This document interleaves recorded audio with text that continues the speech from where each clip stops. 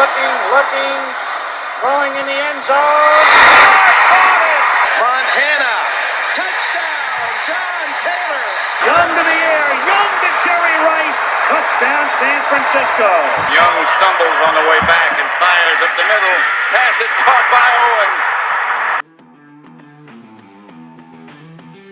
Hello, everyone, and welcome to this edition of the 49ers Plus podcast. I'm your host, Al Moriello, and this is your source for the most objective 49ers discussion and analysis, plus timely and entertaining sports and pop culture topics. And this week, we are going to look ahead to the upcoming game against the Arizona Cardinals. I'm going to start off giving Pro Football Focus ratings, top 5 players on offense and defense from Week 3's win over the Giants. We're going to talk snap counts.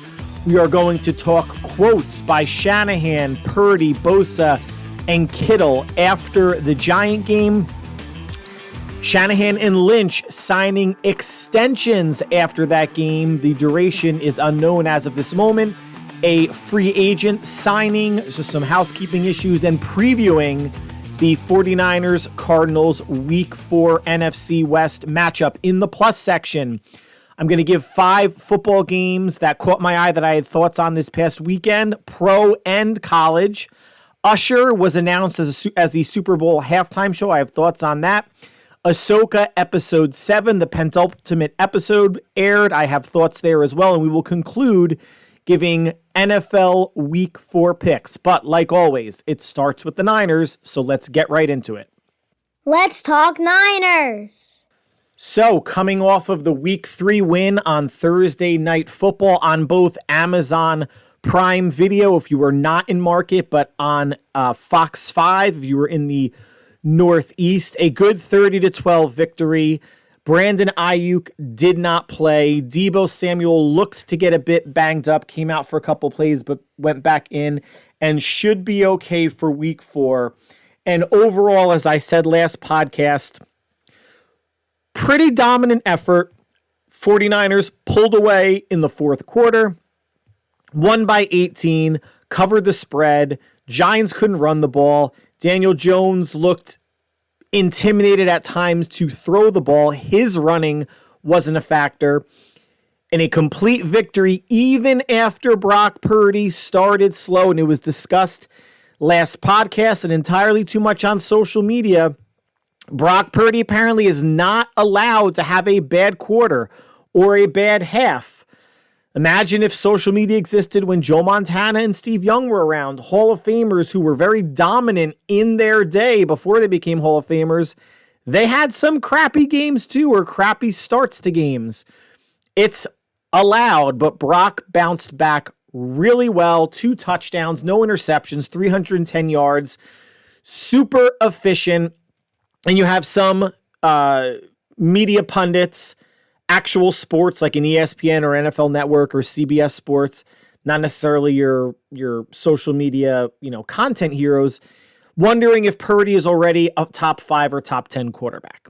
And to that, I would say, guys, slow your roll, right? It is still very early in his career.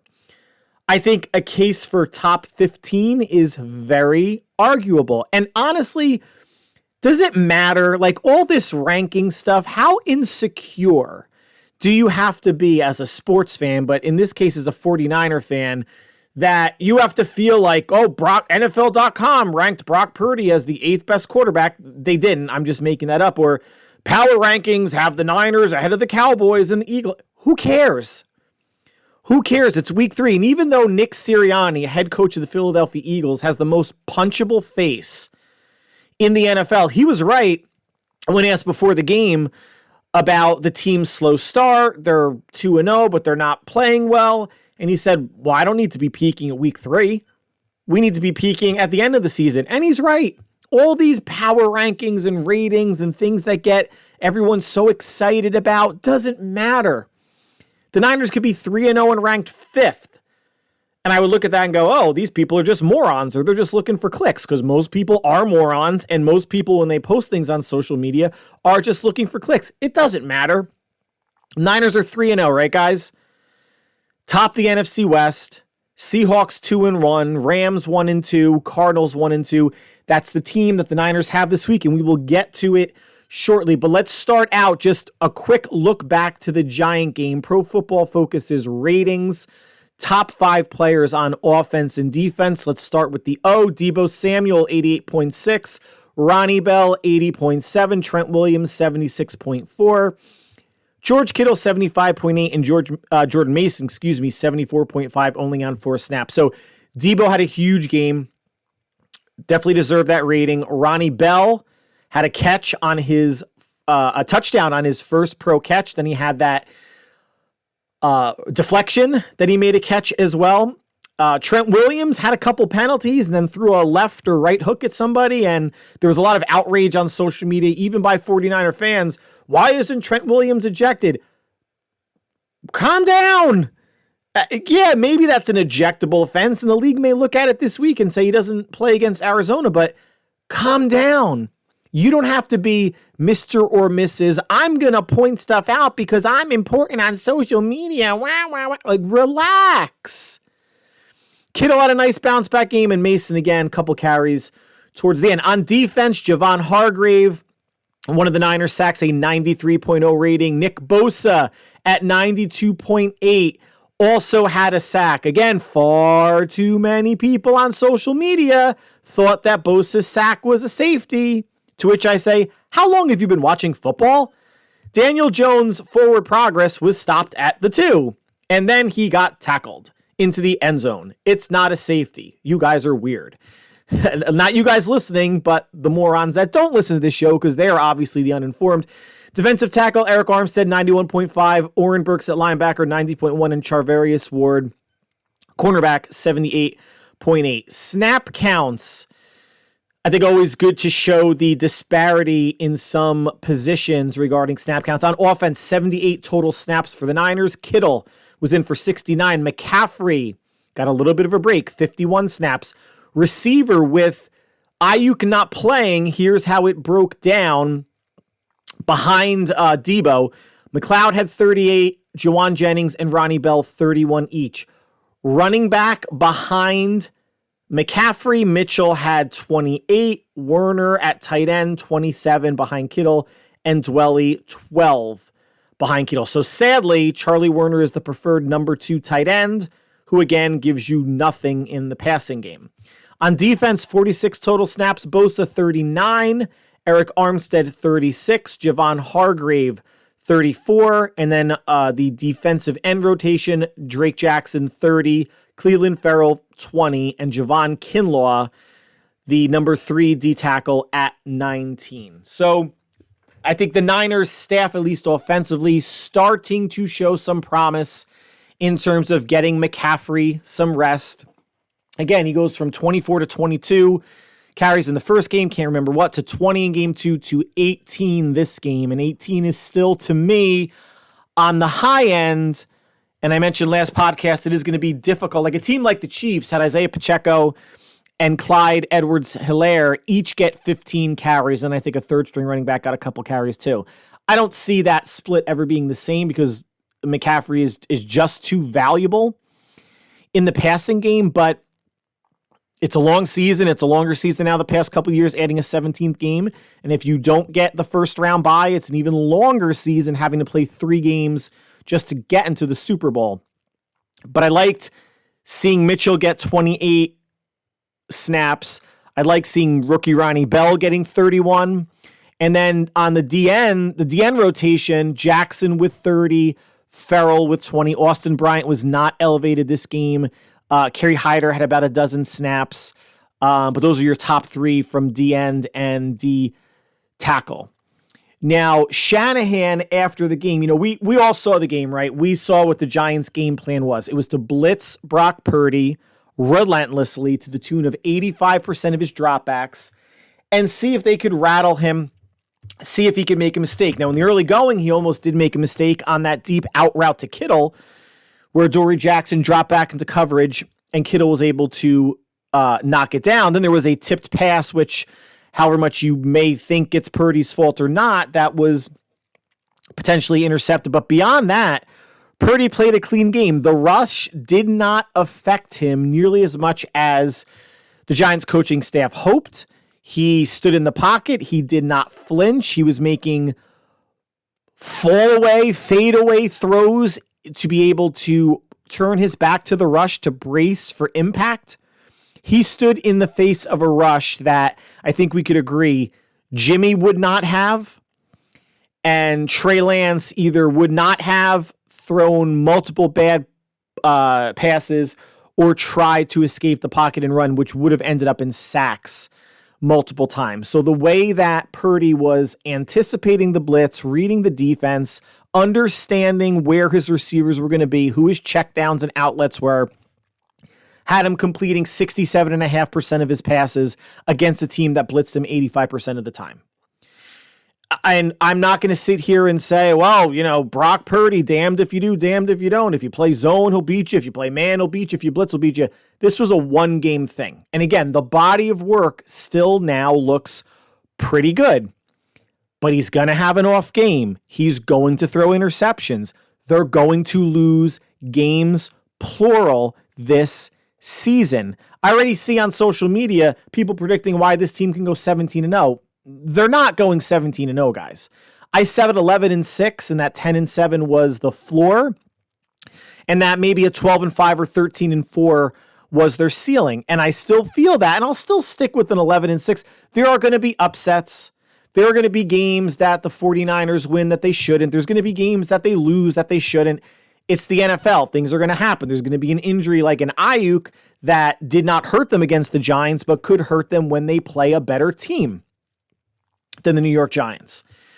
But Shanahan, I think it sounded like he felt the same. Did he feel like Purdy played a perfect game? No. I think, and reading some of Purdy's quotes and McCaffrey and Shanahan and Kittle, they use the phrase that there was still some meat on the bone. Now they've scored 30 points in 3 straight games, which is fantastic. It wouldn't have been enough to beat the Dolphins this week, who put up 70. But if you can average close to or over 30 points a game with the 49ers defense, you are going to win a lot of games. But quote, here was Shanahan's take on Purdy day after the game. After watching the film, I was even more impressed than what I saw last night after the game. We missed a number of blitz pickups where he had some free hitters in his face, and I think that made us struggle. That always makes it harder with accuracy and stuff because you're going to get the balls tipped if you throw it right, which there were tipped passes. So you've got to kind of avoid those things. I thought he hung in there, made a few mistakes, but had a hell of a game. Summed it up pretty fairly, right? Blitzing makes things more difficult. You're going to have to throw over or around defenders. It leads you to have the ability to have balls batted. It makes you release the ball quicker. And if you're not anticipating what your receiver is going to do and what the corner will or won't do, meaning not drop back into a passing lane, stay where he is, or drop off of man, then it could be a recipe for some turnovers. But yeah, Brock almost threw some turnovers or a couple picks. Horseshoes and hand grenades. Doesn't matter. Stat line's clean. 3 games throughout this season, 4 touchdowns, no interceptions. So Brock, next up in the transcript and the video that I kind of went through, here's a choice quote from Purdy. There were some looks that were there that I was off and inaccurate, or some things that just didn't happen right within our scheme. I felt like it was a little choppy at first, and then once we got into a rhythm, we sort of saw what they were doing and at what point in the game they're going to start doing stuff. We had a good feel for it. A couple drives into the game, once we got rolling, we were putting some drives together. We got in the red zone. We just have to score. And they did settle a couple times, especially on the first drive for field goals. Again, didn't come back to hurt them. But again, his assessment was fair too. I mean, it's not like he's going to lie. He's not like he's Rob Saleh lying that Zach Wilson is making progress, because we can all watch that he's a flaming white pile of shit. It was choppy at first. The first quarter was choppy, I think. And the Giants didn't go away from what they were going to do. They were going to blitz. Again, 85%. Shanahan then adjusted because of the number of slip screens or bubble screens to Debo, to McCaffrey. I think Mitchell had one that he might have dropped or whatnot. They were getting the ball out quicker. And even if they weren't, and the blitz wasn't quite getting there, Brock was standing in and making the throws against man or underneath or between the zone coverages, especially to Debo over the middle, that he needed to. Had a great back shoulder touchdown to Debo down the right sideline. Should have had another one to McCaffrey down the left sideline that was knocked away by the linebacker. But yeah, yes, were there some plays out there that they could have had back? Sure. And I'm sure even the Miami Dolphins, when you win 70-20, are still thinking about plays that they left out there. Although when you score 10 touchdowns, I'm not sure how much better you could play or how many plays you did not execute up to par. But even putting up 30, obviously, coaches are going to look more for the constructive criticism and what they can improve on versus showering praise on players for essentially executing, right? Doing their job. They did what they were supposed to do against a team that's not as good as they are. From Nick Bosa, quote, I think tonight all around as a unit was one of the best performances, the best performance we've had together. We were winning rushes, everybody playing really fast, sometimes too fast, where Daniel Jones could get it out, but the interior defensive line, Eric Armstead and Javon Hargrave, had really good games today. The pass rush, I mentioned it was, I'm sure, a point of emphasis of keeping Jones in the pocket. There's probably only one or two design plays for Jones to use his legs and mobility, but there was only a couple sacks that the Niners defense had, but enough pressure that Jones was rattled. Enough pressure that even when they were trying to get the ball out of his hands quickly, it was happening inaccurately. They weren't picking up first downs. And like I mentioned last podcast, the Giants did no justice or help to Jones by not establishing their running game. They had less than 15 carries. I think it was maybe 10 or 11 all game. That is not going to do it. That's how you slow down a rush. That screen passes. And like I said last podcast, if you're going to say, we're missing 2 offensive linemen, we're not going to run the ball. And, we're missing 2 offensive linemen and we have to get the ball out fast and change how we're doing things offensively, then just don't show up. Then just say we were missing players on offense and defense, Saquon Barkley included. We couldn't block. We couldn't pass block. We couldn't run block.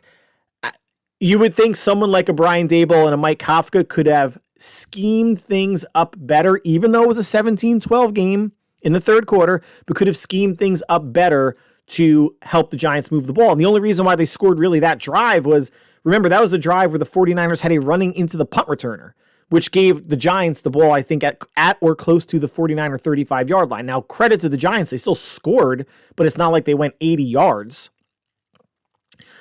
Another quote from George Kittle, and this is about Brock. I think Brock's just confident in his abilities. His confidence is pretty high in our offense, and just in general, he's getting really comfortable with the playbook, so he's just got to go out there and play quarterback. I think the great thing that he does is he gets hit a couple times and he stays in the pocket and he delivers. That's what you want in a quarterback. He's just stepping up. He's making the plays and he's giving our best players opportunities with the football. Here's the difference between confidence and having an it factor and having your confidence shattered and no it factor. Brock Purdy standing in the face of a rush, throwing the ball, whether it was completed or not, but throwing the ball, giving his playmakers a chance to make a play versus Zach Wilson against the Patriots, falling down before the rush even gets to him. He's got a big arm, but no it factor, no feel for the pocket, and his confidence is shattered. So again, guys, anyone out there that's looking to GMs or prospective GMs, scouts that listen to this podcast, I know there are 0 or close to it. When you're scouting quarterbacks, yes, the big gun is nice of an arm and the mobility and running like Lamar Jackson, etc. But again, if you can't process, if you are not a confident guy, if you don't have a swag to you and have that it factor and can stare down a blitz, you're not going to succeed in this league. Trevor Lawrence struggling this year. Zach Wilson is on his way to being out of the league. Trey Lance went from QB3 in San Francisco to QB3 in Dallas. The window on his career is closing. And Justin Fields, oh man, a week after he criticized coaching and then took it back and then said, I have to play free, looked terrible against the Chiefs. And we're going to get into that in the plus section. terrible. I'm not saying that if you draft someone like a Brock Purdy every year, any team does, that they're going to hit on it, because that's not the case. Because a lot of players like Brock Purdy have come out in the league, right? Have started 3 or 4 years, might be undersized, or someone like him that is 6'4", that has a big arm, that looked like in college they could process, and for whatever reason in the pros, it doesn't work out. There still is an element of luck and an element of being in the right situation. And Kay Adams, formerly of NFL Network, but she has her own show or podcast, Up and Adams, was saying, like, all this criticism that Brock is getting is completely unfair. There are people out there that are waiting for Brock to fail or have a multi-interception game or a loss to point and say, see, he's not that good. I told you, he can't play in this league. He's not big enough. He's not this. He's not that. Meanwhile, you know, the X number of regular season games, 2 playoff wins, super efficient, doesn't seem to matter. But those same people are going to just brush under the rug how bad Justin Fields has been. And he's been bad. Let's not sugarcoat it, and wait for that one game for him to look even mediocre and say, oh, Justin Fields turned the corner. So I don't know where we want to be with that. And if you haven't listened to Kay Adams, it was about a 3-minute video clip. You could probably find it on a Twitter or whatnot, about how she, and I don't know if she's a Niner fan. I should know that, but she made a lot of, I'm not going to say good points, common sense points, logical points. How much more do you want to see of Brock? Because if, guys, the fans out there, and especially Trey fans, I'm not sure if anybody's listening, but if Trey had shown what Brock has shown, or 75% of it, he would be anointed, I guarantee you, the next great Niner quarterback. If Justin Fields had shown half or 75% of the poise, accuracy, touchdowns, completion percentage of what Brock has shown, he would be anointed maybe not the next, the first great Bears quarterback. If it's draft position that's holding him back, or I don't know what, but and one of the other things that Kay Adams said is, well, he's a system quarterback. Hasn't that always been the knock on anybody that's playing quarterback for the Niners that's playing well? Montana was a system quarterback. Then Steve Young was a system quarterback. Then Jeff Garcia was a system quarterback. I'm not sure if people had the same feel about Kaepernick, because once defenders found out the system, he was struggling a bit. But the offense was different under Montana, different offensive coordinator under Montana than there was under Young, than there was under Garcia, than there was under Kaepernick.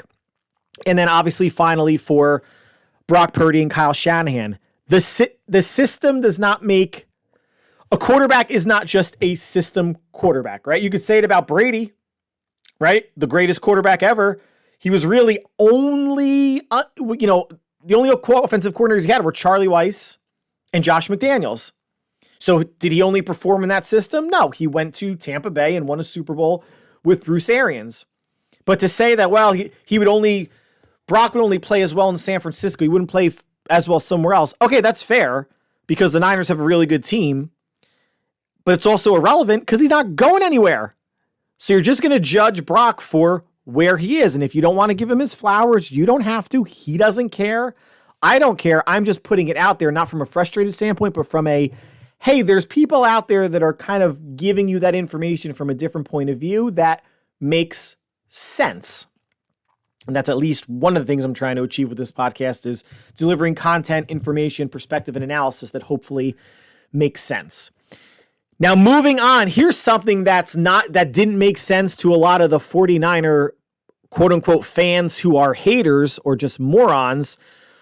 Remember when the Niners traded Trey Lance and there was this outcry of Kyle Shanahan and John Lynch need to be accountable. If Shanahan or Lynch doesn't make the playoffs, they should be fired. It's gross negligence the way they handled Trey Lance and da-da-da-da. Outrage. This was before the season started. Right? Before the season started. Outrage. Guess who got contract extensions? Guess whose seat is as cold as the toilet seat when you have to take a dump at about 3 a.m. Kyle and John's seats. Now, Lynch was originally signed through 2024, and there was some speculation last year that he might move to TV. I don't think this extension would preclude him from moving to TV if, let's say, the Niners win the Super Bowl this year or next year, and he's like, okay, I achieved what I wanted to as a general manager. I'm out. Kyle Shanahan, before this extension, was signed through 2025. You have to assume it's at least a 2, if not 3-year extension or more. So I would say we got Shanahan at least for another 5 years, and maybe Lynch for another, 3 or 4. But we'll see. And as of this recording, I don't know what the duration is. But maybe, just maybe, good coaches and good general managers cut bait with players who are not good enough sooner rather than later. 49er fans, why was it good when a coach like Bill Walsh, Hall of Fame, revered, invented the West Coast offense, that was his mantra.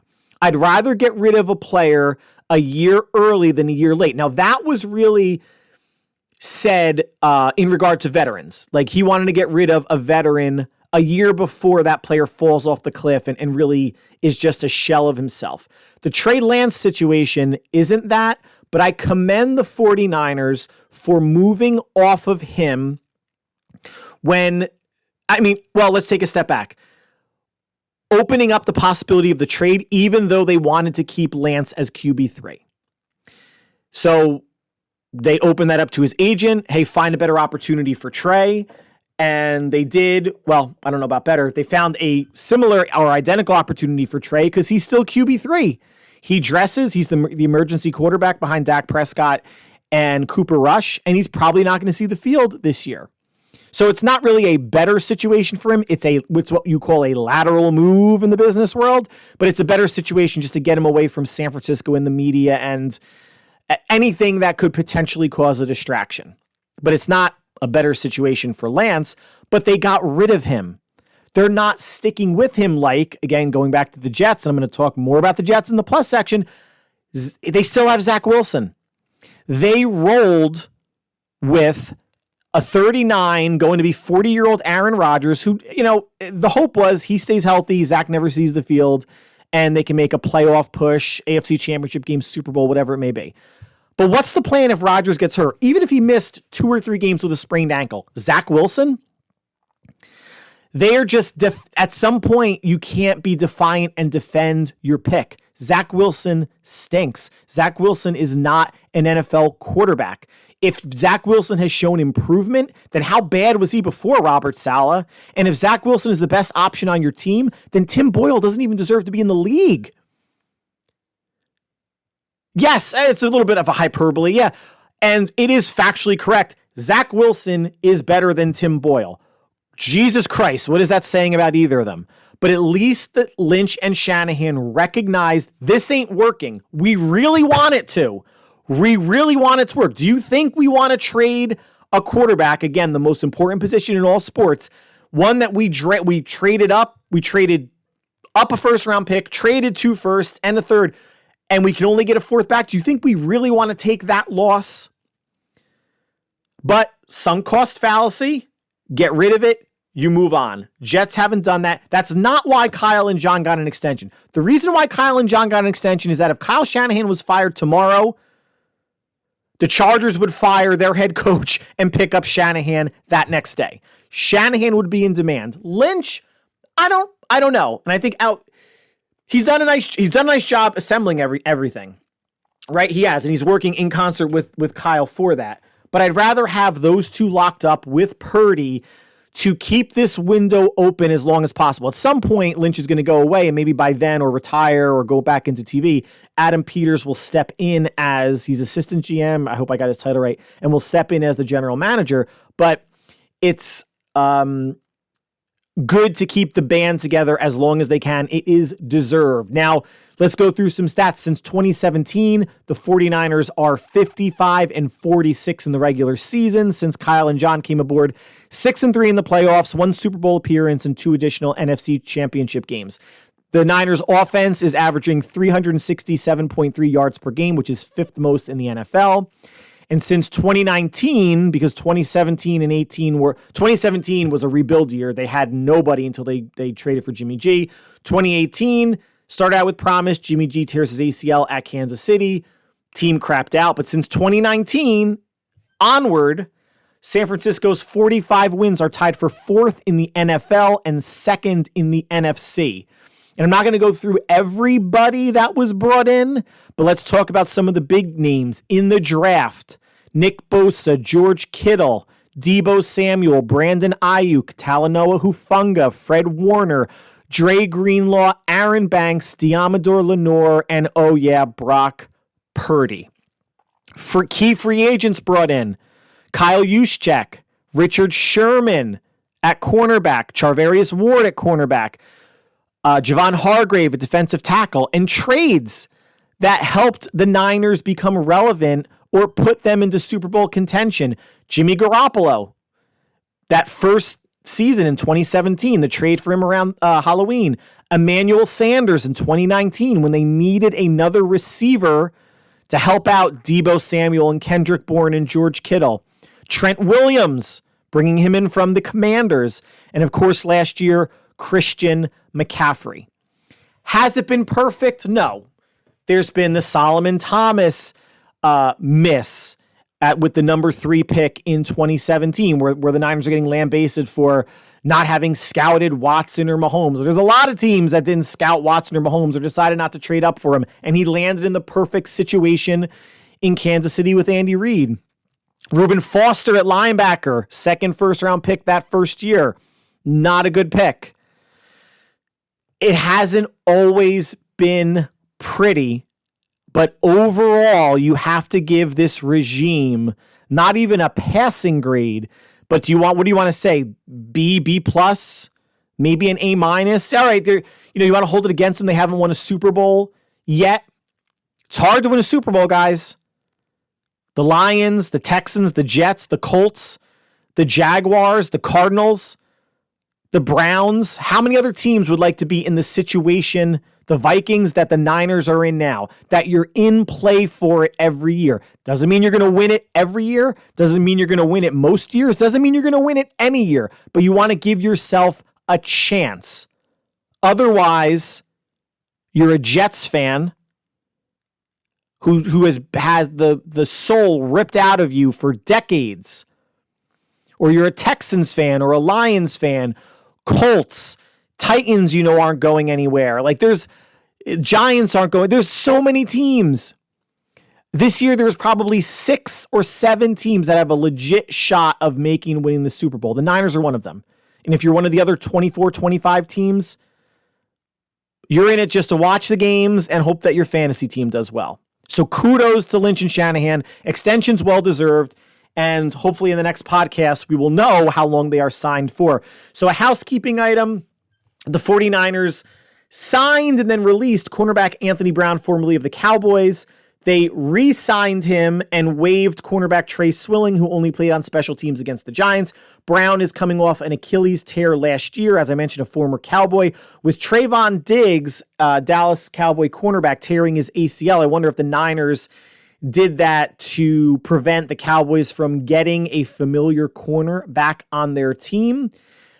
Or they figure that Anthony Brown is a better outside option than Trey Swilling, and maybe Brown can add some special teams value as well. So that's the only real transaction of note this week. We will see if Brandon Ayuk is able to suit up against the Cardinals, and we are previewing that now. 49ers hosting the Cardinals, I think a 4 o'clock or 4:25 start. The Cardinals, everybody thought that they were going to be in tank mode. Kyler Murray injured, trading Colt McCoy, signing Josh Dobbs at quarterback. They have been beyond feisty. Week 1 at Washington, they were up 16-10 going into the 4th. They lose 20-16. Week 2 against the Giants in Arizona, up 20-0 at the half. Up 28-14 going into the 4th. They lose 31-28. Now, people may thought, well, yeah, and the conspiracy theorists out there, though they're making it look good, but they're still tanking for Caleb Williams. No, this team has fight. This team has some fight, and they showed it Week 3 against Dallas. A lot of pundits had them as the best team in the league for whatever that matters. Week 2 going into Week 3, it doesn't matter at all because The Cowboys were down 21-10 at the half. They were down 21-13 going into the fourth, and the Cowboys lost 28-16 at the Cardinals going into that game, the team that many thought were tanking. They are not. They are not a super talented team, but they are playing well. They are fighting. And that's really what a young team does. They will fight. They don't know any better. And what they did against Dallas was nothing short of very, very impressive. Holding the Dallas offense to 16 points, getting an interception late in the game where the Cowboys were trying to make it a 2-score game. And they did not let Micah Parsons wreck the game. And part of that was quarterback Josh Dobbs running a good number of read options, which took Micah Parsons out from being a rusher, and he was trying to figure out who has the ball, the quarterback or the running back. They were running at Parsons on running downs, and we're going to get actually into that, how they are as a running team. But let's just go through the Cardinals. Offensively, quarterback Josh Dobbs, running back James Conner, tight ends Zach Ertz and Trey McBride, and at receiver you have Marquise Brown, Rondale Moore, and the rookie Michael Wilson out of Stanford. Their defense has put up 11 sacks in 3 games. Unfortunately, safety Budda Baker is on IR. He is one of the more, talented veteran players on the defense who is, I don't believe if he's gone for the season, but at least for the next 4 weeks. Where the Cardinals rank on offense overall 18th in the league. Passing, they rank 27th, averaging 173.3 yards a game. Running the ball, 6th, averaging 156.3 yards per game. And points, 13th, averaging 24 a game. On defense, 26th overall, averaging 367.7 yards a game. Passing, 21st, 233 yards a game. Rush defense, 26th, 134.7 yards a game. And they allow 22.3 points a game, which is good for 18th in the league. So this is a team that statistically, even though it's early in the season, just a 3-game sample, San Francisco should move the ball on, right? The overall 26th ranked D, 21st against the pass, 26th against the rush, and they're letting up over 22 points a game. So Purdy, McCaffrey, Mitchell, Kittle, we'll see who's available at receiver. Hopefully it's going to be the full complement of Ayuk, Debo, McLeod, Bell, and Jennings.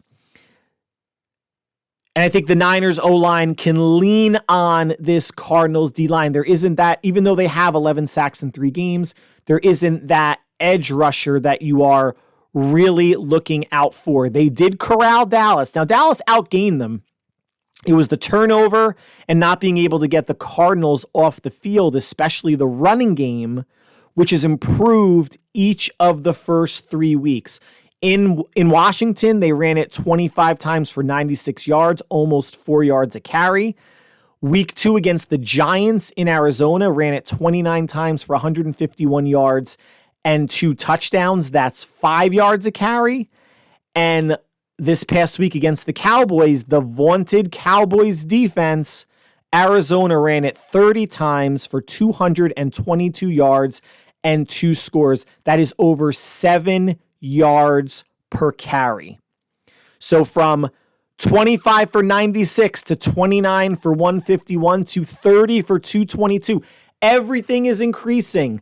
The volume of carries, the yards, and yards per carry per game has gone up each of the first 3 games. And I can imagine with the 49ers pass rush and the havoc it can cause and wanting to slow it down and attempt to control the clock a bit, that the Cardinals hope maybe they don't get to 222 yards again like they did against Dallas. God willing, I hope they don't.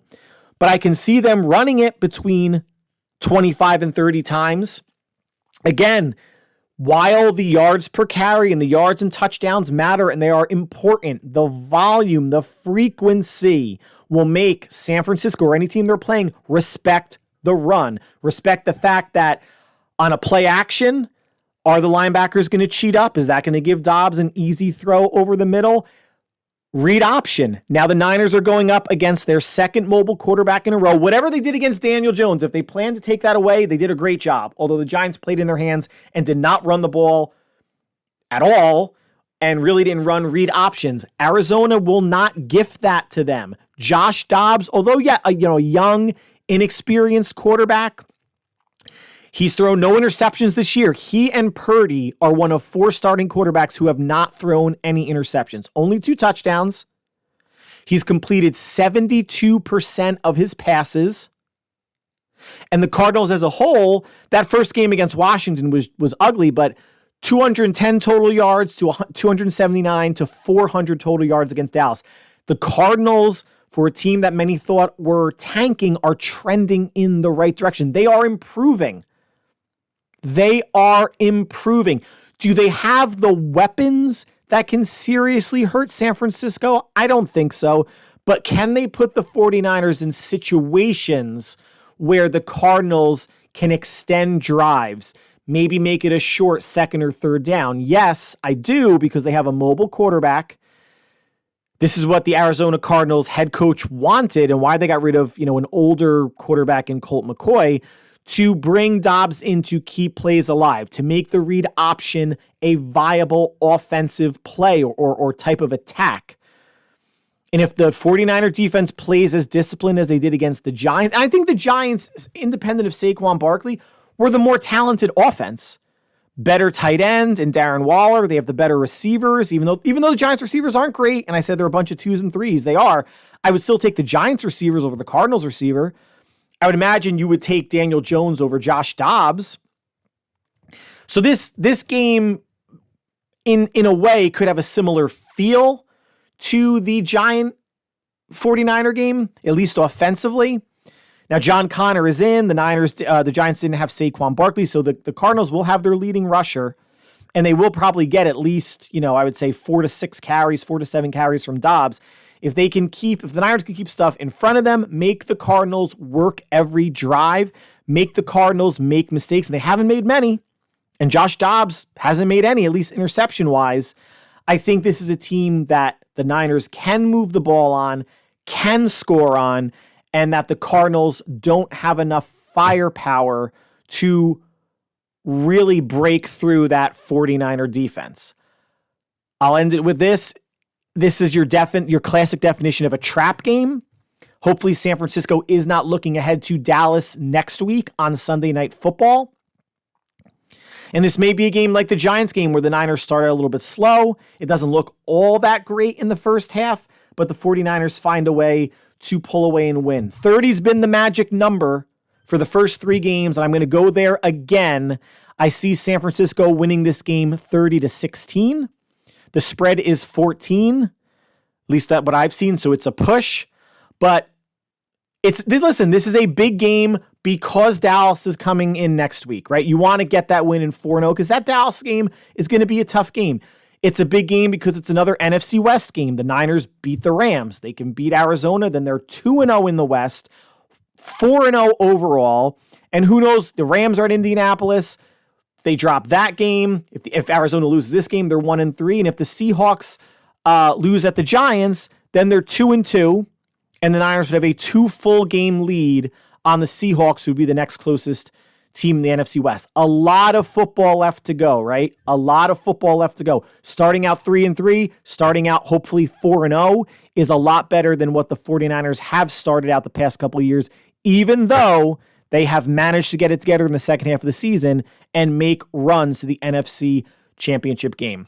So that concludes the 49ers section of the podcast. I want to thank you for listening, but also hope you stick around for the plus section. We're going to kick off with 5 football games that caught my eye this weekend, pro and college, 5 in total. I have some thoughts on Usher being announced the Super Bowl halftime show, Ahsoka episode 7, second to last episode aired. Have some thoughts on that, and we will conclude by making week 4 NFL picks. Stay with us.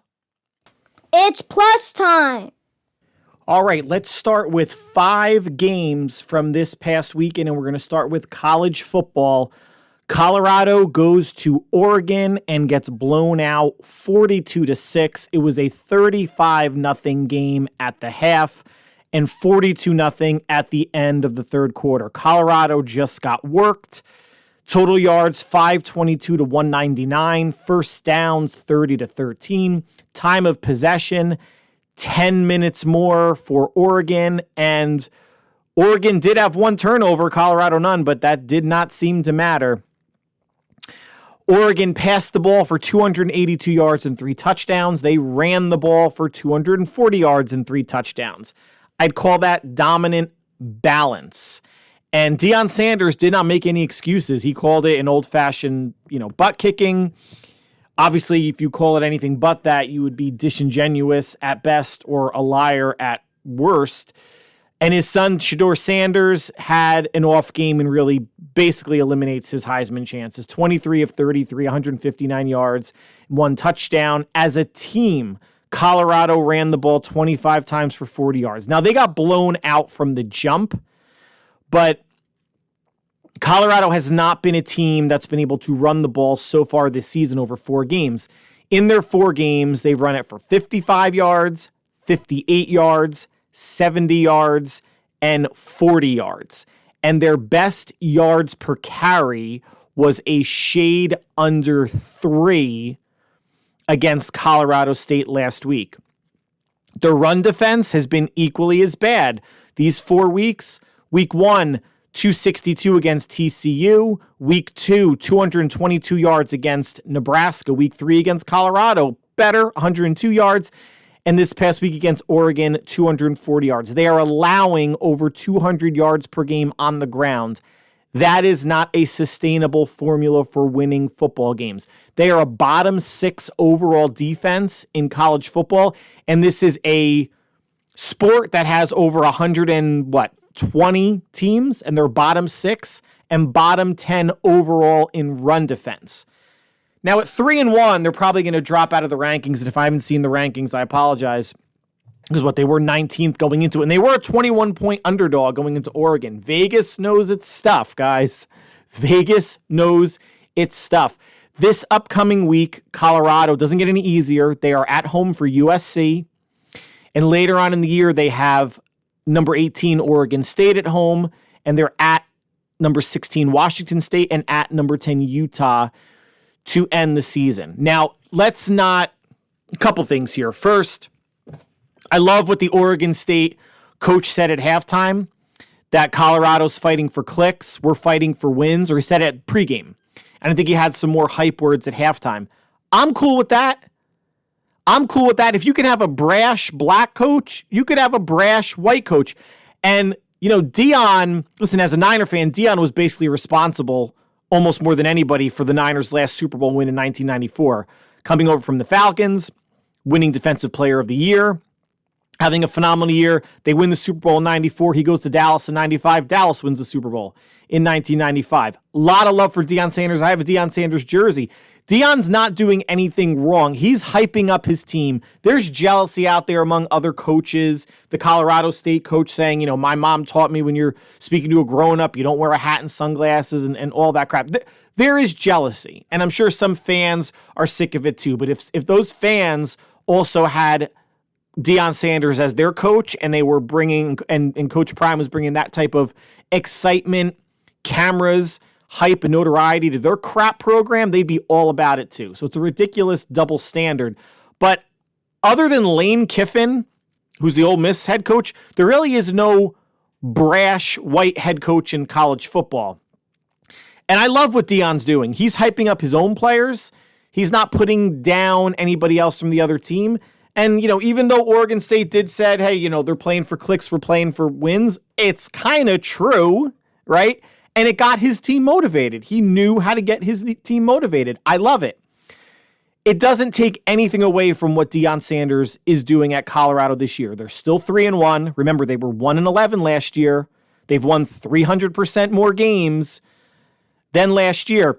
And even if they go, say, 7-5, 8-4 would be probably best case scenario. 7-5. Deion would still be coach of the year because he inherited a terrible program. Turned over, 75, 80% of the roster. They were 1-11 last year. And even if you knock the record down one, if they finish 6-6, they will be in a bowl game. So they just need 3 more wins. I know Coach Prime and his players want more than that. I get it. But this hot start, TCU week 1, little, I don't want to say fluky, but week 1's a fluky week in football. They handled Nebraska, struggled against Colorado State, won that in overtime, and got waxed by Oregon, and it doesn't get any easier with USC coming in. If they can just get to 6 wins, they're going to a bowl. There's not going to be a bowl game that's going to turn them away. Now you have to see how they also finish in the Pac-12, and they should be in the top half of it, you would think. But they're going to be in a bowl game, even if they bottom out at 6-6. I mean, I guess bottoming out could be 3-9 if they lose every single game, but they won't. There's at least 3 or 4 more wins on that schedule. 1-11, Dion comes in, they're at a bowl game. That is a win for the Colorado program. Now let's transition to the NFL. One of the biggest stories, if not the biggest, is the score the Dolphins put up on the Broncos, 70-20. They defeat the Broncos. That's the most points scored in over 60 years in the NFL. Dolphins were balanced, 5 touchdowns in each half. Miami had 726 yards of total offense, 30 first downs, passed the ball for 376 yards and 5 touchdowns, ran the ball for 350 yards and 5 touchdowns. Ridiculous balance. Tua, 23 of 26, 309 yards and 4 touchdowns. And rookie Devon Achane, 18 for 203 and 3 touchdowns. Broncos were embarrassed. Sean Payton said so much in the post-game presser. Russell Wilson threw for over 300 yards. He didn't have a bad game. The defense didn't look like they wanted to be there. They did force 1 Dolphin punt and 2 turnovers on downs, so congratulations there. Otherwise, the other 10 possessions were touchdowns. Even if they had lost this game, even if you cut it in half and they lost 35-20, you'd still say, wow, the Dolphins kind of manhandled Denver. 70. Sean Payton's going to make some sort of a change. I don't think you get rid of the defensive coordinator after this week. This could be just an anomaly type of game, but maybe Russell Wilson gets benched at some point for Jarrett Stidham. Although, again, no matter what quarterback or offense he would have had out there, would not have mattered when your defense gives up 70. Cardinals and Cowboys, slow your roll, media, on Dallas. Anytime the Dallas Cowboys, New York Yankees, Notre Dame Fighting Irish, who also lost this weekend at home to Ohio State, anytime it sniffs like the team is going to be good initially, best team in the league, playoffs, Super Bowl, Cardinals beat them 28-16. Dallas rolled into a team that many people thought were tanking. I don't. I went over it in the 49ers section, in the matchup section. I don't. They're scrapping. They are fighting and clawing to be in games, especially their first 2 against Washington and the Giants, and just fell apart in the fourth quarter. It did not fall apart this game.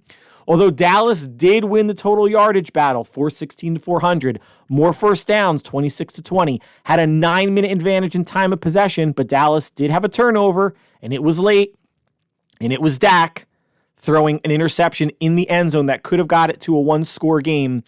Beyond that, I think Dak was okay, 25 of 40, 249 yards, 1 touchdown, 1 interception. Tony Pollard ran the ball well, 23 for 122. As a team, 33 rushes for 185 yards. With those stats and the team stat wins, you would think Dallas would have won this game by 12. Each team had 2 sacks, but Arizona ran the ball 30 times for 222 yards and 2 touchdowns. I don't want to say Cowboys aren't as good as advertised because they have the Niners next week. I don't want to jinx anything. But Dallas played the Giants, the Jets with Zach Wilson, and the Cardinals, who going into the game were 0-2 and many people believed were tanking, and they lost by double digits. Chiefs and Bears. Chiefs in a laugher, 41-10. Probably the safest bet on the board this week. And probably the Cowboys would have been behind it, but they lost. Chiefs dominated every which way you could. Total yards, 456-203. First downs, 31-11. Time of possession, plus 12.5 minutes. Each team did have 2 turnovers. It was 41-0 Kansas City at the end of the third. Chicago did run the ball 26 times for 116 yards for whatever that's worth. Justin Fields, I'm going to get into the issue with Justin Fields after the stats. In total, 11 of 22 for 99 yards, 1 touchdown and 1 interception. He had 60 passing yards basically in the fourth quarter after the game was 41-0. Meaning while the Chiefs were still trying, Justin Fields had 36 passing yards. This is coming a game after he had his soft statement about maybe coaching's the issue. Maybe there's too much going on in my head. Maybe I can't process things. Then he comes back and walks it back as a quarterback, as a supposed leader should. Justin Fields is shit. I don't believe that the Chiefs' defense is this good that you would have 36 passing yards at the end of the third quarter. The Bears don't have world beater type weapons, but they have enough that your quarterback should be throwing for more than 36 yards through 3 quarters. Justin Fields is regressing. Had a decent year too. People jumping him up, MVP candidate. The Bears, some moron on NFL Network picked him to go 12-5. Are you kidding me? Don't pick it until you see it.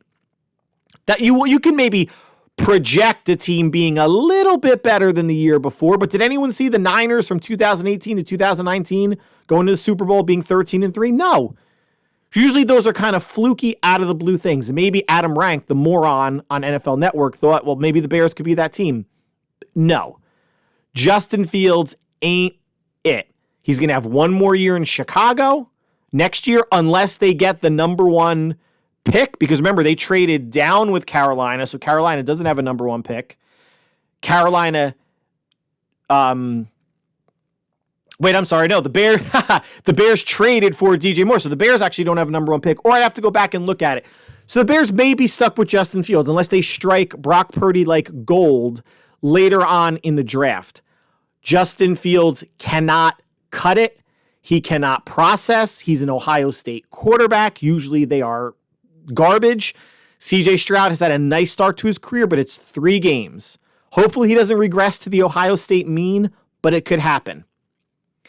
The Bears, maybe they made a mistake not taking a Stroud, not taking a Bryce Young, but I can understand the reasoning. But if you're going to be bad to average with a third-year quarterback, you might as well be, forget average, bad with a rookie quarterback, because at least you got that rookie quarterback contract for 3 more years beyond Justin Fields. Terrible quarterback. Everybody in Chicago should be fired. Matt Eberflus should never have been hired. I can guarantee you now, I would put my life savings on the fact that the next Bears head coach will be an offensive mind. You can't go defense, especially if you're going to try to salvage the battered corpse of Justin Fields or the mentally limited corpse of Justin Fields, because that boy can't process. He really can't. So let's go from one mobile quarterback who can't process to one sort of immobile quarterback that can't process in the New York area. The New York Jets fall to the New England Patriots 15-10. Pats dominated this game. Total yards 358 to 171, more than doubled. First down 17-12, and more than 3.5 minutes in a time of possession advantage. Nobody turned the ball over, so good job, Zach. Wilson, 50% passing, 18 of 36, 157 yards, took 3 sacks. The team ran the ball 22 times for 38 yards. And Jets D, that phenomenal 85 Bears-like Jets defense, led up 201 passing yards to Mac Jones in the rain, did not sack him at all, and gave up 157 rushing yards on 40 rushes. The Jets still have a very good D. Not as good as advertised. Yes, they let up 13 points. 2 points were on a safety. Yes, that should be good enough to win most games, but you got Zach Wilson at quarterback, guys. You got to let up 10 or less to win most games. They got the Chiefs this week. They're going to get annihilated. It doesn't matter who you put out at quarterback. put Zach Wilson out there one more time just to put the nail in the Zach Wilson coffin, right? He is going to get booed off the field, maybe even out of the stadium. It would happen if they weren't playing the Chiefs. They could be playing the Texans. He would get booed off the field. They're going to get rolled by the Chiefs. Jet fans, you will not have to settle for Zach Wilson much longer. The team did sign a quarterback, former Jet, former Bronco. I'm not sure where else he played. It was maybe the Bears. I'm not sure. Trevor Siemian, the savior, signed to the practice squad, so he can't play this week, nor would any quarterback that they signed play this week because they don't know the playbook. Although, when you go back last year, remember when Baker Mayfield was signed by the Rams 48 hours before his either Monday or Thursday night game against the Raiders? Learned enough of the playbook, came in, had a furious comeback, and they beat the Raiders. Baker Mayfield doesn't strike me as a worldly intellect. Not that Trevor Siemian does. But if Baker Mayfield can learn a playbook in 48 hours and be functional, Trevor Siemian should be able to learn it in 72 or 96 hours and kick Zach Wilson to the curb and say, dude, hold my jacket, hold my cup, hold my mom's jacket, whatever. I got it from here. But he's probably not going to play for a couple weeks. And he may, and this would be just the nail in Robert Saleh's coffin, if Trevor Siemian just remains the practice squad quarterback and they keep rolling with Tim Boyle and Zach Wilson, someone's got to get fired. Or, even though I don't condone this, assassinated. Something has to happen. Someone's got to go. Zach Wilson is trash. And they had another quarterback, and this was leaked. ESPN and other outlets picked it up. Colin Kaepernick wrote basically a page-and-a-half letter to the Jets wanting a shot to come in, and he actually just said the practice squad quarterback. I don't know if Cap wrote it or his PR person. Nicely worded letter saying, if got to get Zach some confidence. He's QB1. I'm there to support him. I'm there to give the defense different looks with mobile quarterbacks coming up on your schedule as part of the scout team. I will take pride in that, and if you guys think that I still have talent that can help this team, I will be ready whenever you call my number. I just want to help. I want to help the team out defensively, support Zach in any way I can. Great letter. So apparently, let's get back to Cap in a second. The Jets reached out to Matt Ryan and Carson Wentz, didn't want anything to do with them. And I forget who reached out to the Jets, and the Jets said no. Well, I guess Cap would be one, but there was another. There has to be something going on. Now, if you want to say collusion, if you want to say blackballed, blacklisted, I'm not talking about skin color guys. I'm just talking about the phrase that the NFL and owners have against Kaepernick. I would rather believe that there was some agreement struck silently, because Kaepernick settled a suit with the NFL. Kaepernick got a payout from the NFL when this collusion stuff was at its height. And I don't know if part of it was, all right, you can, we're going to give you X amount of money, and it was never revealed how much. You just can never play in the league again.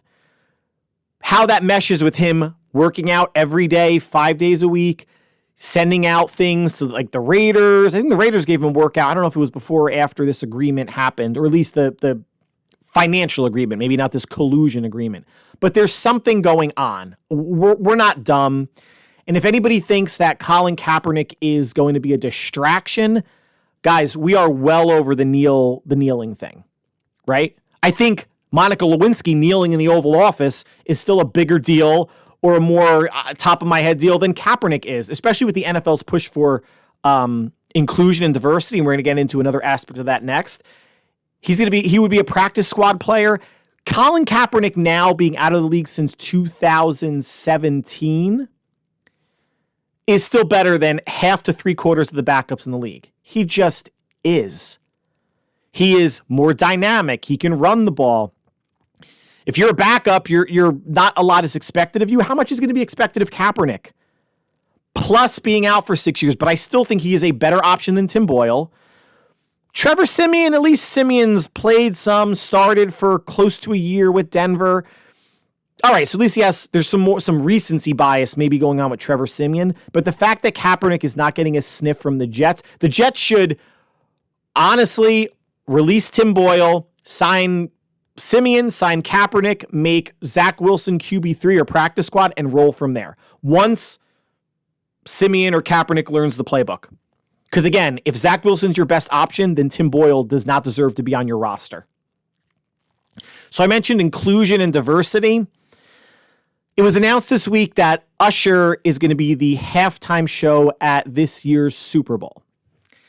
Now, I just want to break this down. When I heard that, one, I'm like, oh, Usher's still around? He's still alive? Like, I just have you heard a lot about Usher the past 5 or 10 years? I'll bet you haven't. For those of you that don't know, very popular singer, R&B singer, came to popularity really in the mid to late 90s, early 2000s. So to me, I'm like, wow, this would have been a good choice 20 years ago for the 2003-2004 Super Bowl. Seems a little late. And I mentioned the word diversity and inclusion. I'm not saying this was a diversity hire, but when let's just wait, let's table that for a couple minutes and we'll kind of get to that. So Usher has released, now, first of all, super talented guy. Tried to get into movies and acting, was in a couple, didn't really work out. He's going to put on an entertaining halftime show. I have no doubt about that.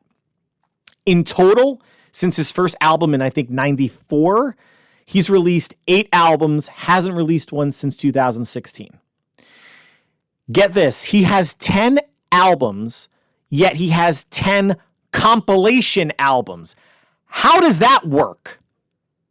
He should maybe have 2, because a compilation is compiling the best or most popular songs from your catalog. The Beatles only have 1 compilation album. Usher has 10. Ridiculous. Now, Usher does apparently have a new album coming out end of February of 2024, so right after the halftime performance. So that's good timing. I'm not sure how much new stuff he's going to play. I don't know. I don't care. I may not even watch the halftime performance. I might be taking a dump or getting something to eat, whatever. Usher hasn't had a single in the top 10 since 2015. And again, he's not a shit artist. He's a talented guy. He's going to bring the energy. It's going to be entertaining. I probably know, 4 or 5 songs of his off the top of my head. But here's where it's a diversity push. So the last 4 artists the last 4 performances were last year Rihanna. The year before that was a combination of Dr. Dre, Snoop Dogg, Mary J. Blige, and Eminem as, I guess, the token Caucasian. The Super Bowl before that was The Weeknd, and the Super Bowl before that was J-Lo and Shakira. The 5 Super Bowls before J-Lo and Shakira were all Caucasian acts. Maroon 5, Justin Timberlake, Lady Gaga, Coldplay, and Katy Perry. So you can see which way the pendulum is kind of swinging here. Do I care? No. Do I watch the halftime performance? Not really, because I'm watching the Super Bowl. I'm watching some of the commercials. Halftime, I'll get something to eat, drink, take a dump, take a leak, whatever. And I'll probably catch maybe, I don't know, a halftime performance is 20 minutes? Maybe if I catch 5 minutes of that, I'd be surprised. Again, nothing against Usher. Surprised when I heard the name, because I hadn't heard the name in a long friggin' time. And it is now 5 in a row where they are having we're just minorities, and I guess it's going to balance out 5 Caucasian groups, 5 people of color groups. Fine, and we'll see what's going to go on next year. Don't care. If they're trying to trend maybe a little bit younger to younger demographic, all good. I'm not a boomer. I'm not a get off my lawn person. When I heard it was Usher and I went back and looked at the last 9, you can kind of see the divide, right? 5 white. The next 5 were people of color, which I'm cool with. Just pointing it out to people. Ahsoka episode 7 released. And let me say, for a penultimate episode, not a lot happened. I enjoyed it. It wasn't a long episode. It wasn't a short episode, kind of in the middle, a Goldilocks episode, you might say. And I got some thoughts. Let's do the rundown. So it begins with Ahsoka arriving at the planet Peridia in the mouth of the space whales.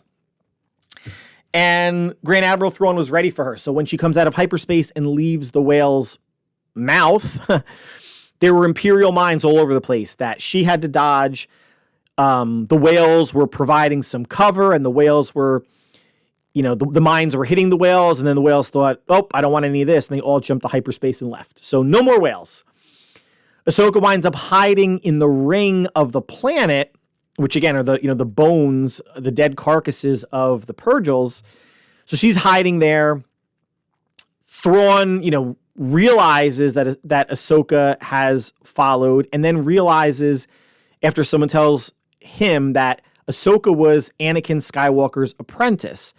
And not that his demeanor changed, not that he had an oh shit moment, but I think he realized tactically that Ahsoka may be similar to Anakin Skywalker. And even though this was never shown on screen, whether movie or cartoon, Grand Admiral Thrawn meets Anakin Skywalker in a book. It's a book that I started a while ago that I'm finishing up now called Thrawn Alliances.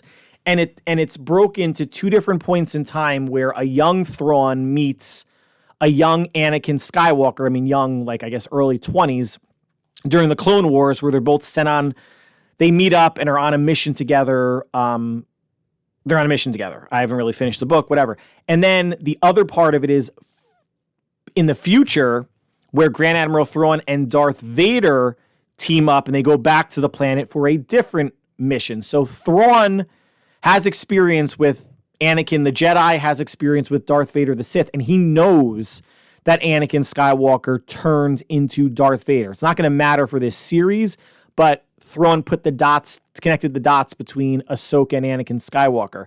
Now, the Dark Jedi, or the mercenaries, Baylan Skoll and Shin Hati, they wind up finding Ezra and Sabine. Shin stays on the hunt with some native mercenaries that they team up along the way. Baylan winds up going his own way. Again, he senses something on this planet, wants to investigate it. Ezra and Sabine are attacked by these natives, by Shin, and by stormtroopers, since Shin called into Grand Admiral Thrawn, the coordinates of where Ezra and Sabine are. So there's a fight. Ezra doesn't have a lightsaber, doesn't have a blaster. So he's just using the Force on everybody. Some mixed martial arts, punching people, flipping him. It was actually just cool to see him battle without an actual weapon other than the Force. Ahsoka leaves in hiding the rings, lands on the planet near Baylan Skoll. They have a brief lightsaber battle. She winds up, and he says to her, you can't defeat me. And she says, maybe I don't have to. Her ship winds up, blasting the ground around them. Ahsoka winds up escaping on one of those werewolf-backed animals that folks are riding. And then Baylan moves on. Presumably to find this essence or whatever that everybody senses, or at least he and the witches, the Dathomiri witches, sense on this planet. And we don't see anything more of Baylan in this episode. Ahsoka gets to Ezra and Sabine, they're surrounded. She kind of comes and saves the day. Shin, the Dark Jedi, and the stormtroopers, they all flee. And Thrawn at the end says, these are acceptable losses. I was just trying to buy time and waste time to get their Star Destroyer loaded up for their trip back to the original Star Wars galaxy. And as I'm watching this, the only thing I'm thinking is, well, why don't you waste more time, man? Keep those stormtroopers there. Maybe there's air support. You could start blasting Ahsoka, Sabine, Ezra from the air. Like, keep them occupied as long as you can. And then when you are ready to take off, then call everybody back. Because since they have not, at least to my knowledge, announced in episode 2, I'm not sure where this is going to go. Like, one train of thought is somehow Ahsoka in her spaceship with Ezra and with Sabine sneak onto Thrawn's Star Destroyer and get back into the main Star Wars galaxy. Whether or not there's going to be a season 1 or whether or not there's going to be a season 2, there is going to be a movie by creator of Ahsoka, Dave Filoni, that I'm sure he's going to write and direct, that's going to tie, as I mentioned last week, tie everything up in a nice bow. The Mandalorian, Book of Boba Fett, Ahsoka, that series, and then if there's another one coming out, Skeleton Crew, I don't know if that's going to have any pull-through in this movie. I can't imagine them staying in this galaxy because not that the stakes are high, because there's 3 good guys and a whole bunch of stormtroopers, 4 Dathomiri witches, and Grand Admiral Thrawn. So you're kind of outnumbered. Even on their best day, I don't know if that's going to be a win for Ahsoka and company. Plus, you don't have anybody else involved. If this is going to be an Heir to the Empire reboot, that famous Timothy Zahn novel from the early 90s, the first in a trilogy, could you get a recast Luke involved? Recast Leia? Recast Han Solo? C-3PO made an appearance in this episode when Hera Syndulla was basically being tried for treason or not following orders. C-3PO kind of comes in and says, oh, sorry, Senator Leia, who's head of the Defense Council, sanctioned this mission, all good. And then there was one a-hole senator who was giving Hera a hard time. He had to eat shit. Chancellor Mon Mothma, talking to Hera, knew that Leia didn't sanction the mission, and Hera's response was, no, she did, eventually. So it was an after-the-fact thing, which I thought was interesting and fun. But you want to get, for season 2 or even this movie, you want to get more characters involved. Ahsoka, Ezra, Sabine, Thrawn, the witches, it can't just be them in this galaxy, right? Like something's going to have to happen, whether Thrawn leaves just in his Star Destroyer in season 2 is people trying to get to Ahsoka, and Ahsoka, Ezra, and Sabine trying to battle Balin's skull and whatever this entity is on the planet that's freaking people out. Usually the penultimate episode is sometimes more important than the finale or leaves you on an equal cliffhanger that the finale does. That was not the case here. It progressed the story. It moved the plot along. That's fine. But there's too much to tie up in a season finale for me to believe that there's only going to be one season. There should be a second.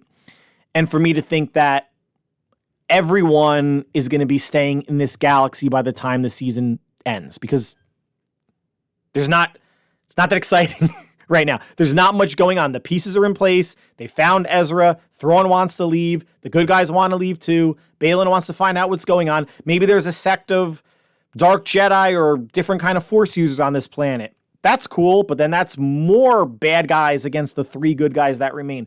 Curious to see how the season finale goes. We'll have that breakdown on next week's podcast, the Monday podcast. The Thursday podcast. The Monday podcast will be recapping the 49ers and Cardinals game. But again, it's been enjoyable Star Wars. I thought there just would have been a little bit more going on this episode than we ultimately got. So now let's conclude with week 4 NFL picks. Thursday night, Amazon Prime game, the Lions at the Packers. Packers had a nice come-from-behind win, 18-17 at home against the Saints. Detroit, even though they are a better home team than road team, did win that Week 18 game at Green Bay to knock the Packers out of the playoffs and got the Seahawks in. I think Detroit's a more complete team right now. Jordan Love playing careful football, but still has only completed 52% of his passes. They will get some help. Running back Aaron Jones, wide receiver Christian Watson are back, but I do like the Lions. Atlanta at Jacksonville. Jacksonville very disappointing at 1-2. Fell to the Texans this past week. I don't think many people saw that coming. Atlanta, a nice story so far. Offensively challenged, passing the ball. They can run it well. I think this isn't going to be a breakout game for Jacksonville, but I think one where they win definitively. And by definitively, I would think by more than 10 or 13 points.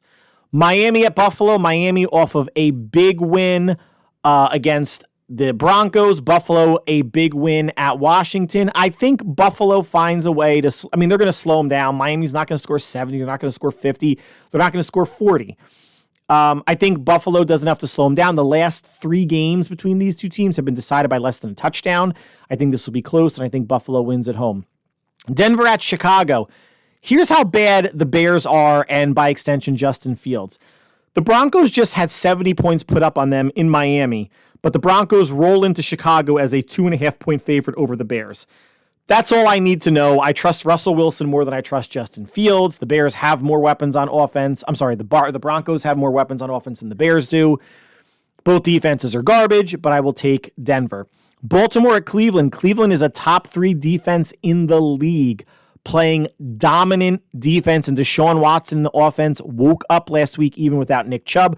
Baltimore, even with an iffy no pass interference call in overtime, which the Ravens thought they were going to get one of the receivers, no business losing to the Indianapolis Colts at home. I like Cleveland.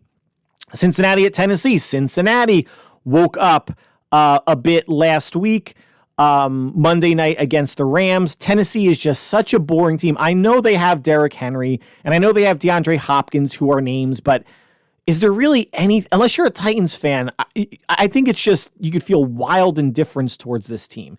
With any other team in the league, you can kind of find something to grab onto, positive or negative. The Tennessee Titans are just blah. They're like a beige, color in like a hospital. Actually, hospitals are white. That's probably a bad analogy. They're just boring. I don't care for them at all, and they're not going to win this game. Cincinnati's going to win. Rams at the Colts.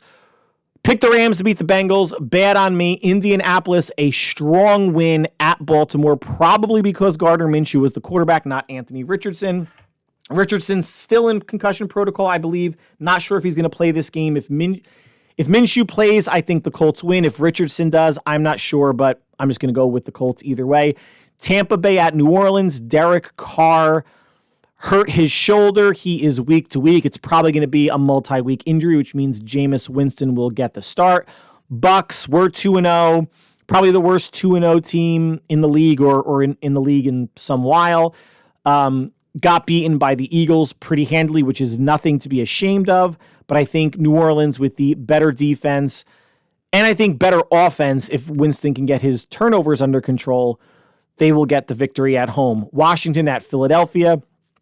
Sam Howell, after a nice first 2 games of the season, I think had 4 picks against the Bills.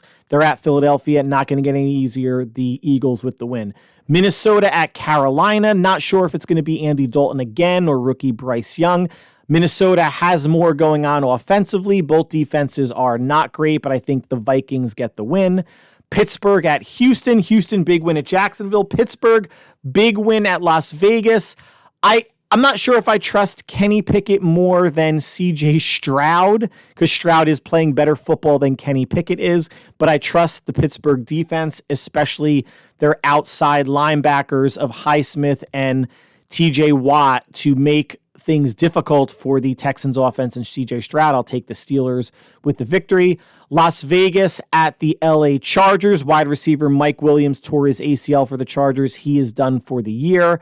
Jimmy Garoppolo looked all sorts of, I'm not going to say scared, but nervous in the pocket. A lot of just kind of tip-tapping feet, threw 3 interceptions, I believe it was. Did not look good against the Steelers defense. Chargers defense is not at the level of the Steelers defense, but I think their offense will have their way with the Raiders. Chargers for the victory. New England at Dallas. So New England coming off a win at the Jets, which isn't saying that much. Dallas coming off a loss at the Cardinals, which is saying a lot. I think Dallas at home, the more talented team for sure, and I think their defense gets on track against Mac Jones and company. I already picked the Niners over the Cardinals. Sunday night, and I'm sure NBC wishes they could flex out of this, Kansas City and Patrick Mahomes against the Jets and no quarterback. Kansas City in a laugher. The only thing that we're going to be watching this for is, does Taylor Swift show up at the game? The Taylor Swift effect on Travis Kelce jerseys has had his jersey sales this past week increase by 400%. No one's buying Zach Wilson's jersey, not even his mom nor his mom's friend. The only thing that we're going to be watching for is, will Wilson get booed off the field? Will he get benched for Tim Boyle? I'm not hoping for anything, but that would be the only reason to watch, and or if you have fantasy players involved, preferably Chiefs fantasy players. And Monday night, the Seahawks at the Giants. How about this? 2 times in the first 4 weeks of the season, you have MetLife Stadium at home playing a Sunday night game and a Monday night game as well. That happened in week 1. It was Cowboys at Giants Monday night, and then the Bills at the Jets. A Sunday night and Monday night was the Jets game. Now we have reverse: Jets on Sunday night, Giants on Monday night, for whatever that's worth.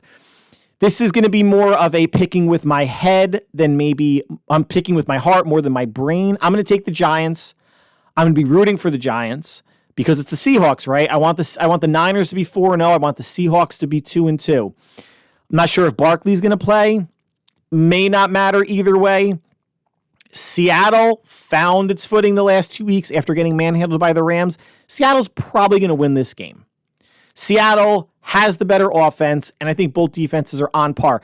Can the Giants defense rattle Geno Smith? And Geno Smith can be rattled, whether they can do that with a 4-man rush, 5, 6, 7, whatever it's going to be. Can they get to him, force him into some turnovers? Can they get the zone read, the read option going with Daniel Jones? Can Daniel Jones not look scared in the pocket, throwing the ball, or even before the snap? I think the Giants, or I think/hope the Giants win this game. And that concludes the 49ers Plus podcast for this week. As always, I want to thank you for taking time out of your busy schedule to listen. NFL football kicks off on Thursday night with Detroit at Green Bay, as I mentioned, on Amazon Prime. Some good games on Sunday, Monday nighter. Hopefully the Giants, after getting throttled by the Niners, can bounce back and beat a different NFC West team. Beyond that, the Yankees were eliminated from the playoffs a couple days ago. That's fantastic. Still some Major League Baseball and still some wild card spots to be determined. I don't care, but I just wanted to let everyone know that. We have WNBA basketball, the New York Liberty, even their series at 1 apiece, WNBA semifinals, and of course, college football, the Colorado USC watch, and some other good games on the docket as well. So whatever you're doing for the next 5 days until we speak again on Monday, stay happy, stay healthy, stay safe, and we will talk soon. Take care.